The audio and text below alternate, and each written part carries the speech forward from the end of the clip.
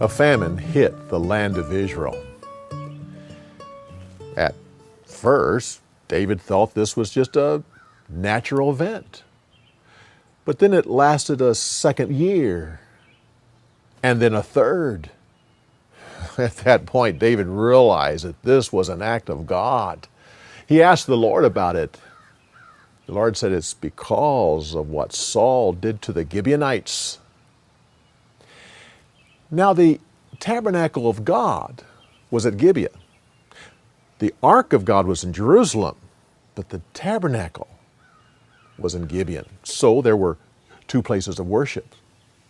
The Gibeonites had a special arrangement with the land of Israel that they had made back in the days of Joshua.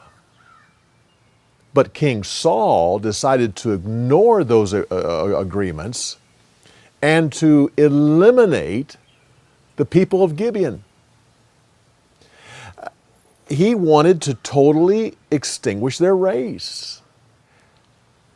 David went to the people and said, the nation of Israel have wronged you. So how can we be reconciled? The Gibeonites said, you can't pay us, because these were our brothers and our sisters, our children and our parents, our aunts and uncles. You can't pay us for their lives.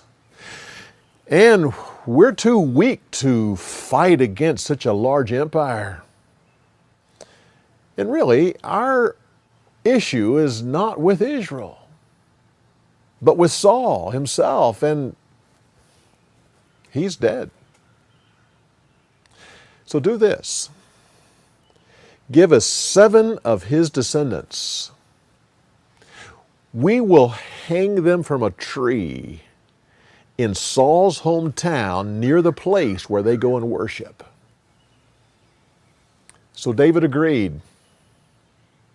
Now, he protected Mephibosheth because of the agreement that David had with Jonathan, his father. But he gave the Gibeonites 2 of Saul's sons and 5 of his grandsons. They took these 7 men, hung them from a tree in Saul's hometown near the place where the people went to worship God. They hung them there in April, which was at the beginning of harvest.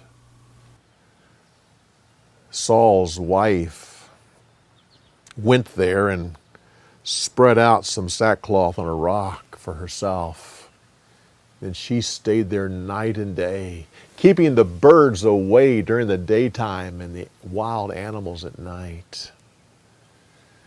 Those bodies hung there until October, which was the normal time for the rainy season to start.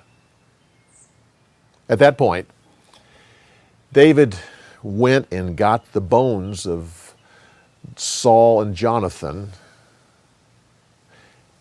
and also the bones of those 7 men, and buried them all in Saul's family tomb. And then it started to rain. Years later, the Philistines once again declared war on Israel. So David led his men out to battle. Well, on the battlefield, David became exhausted because of his age.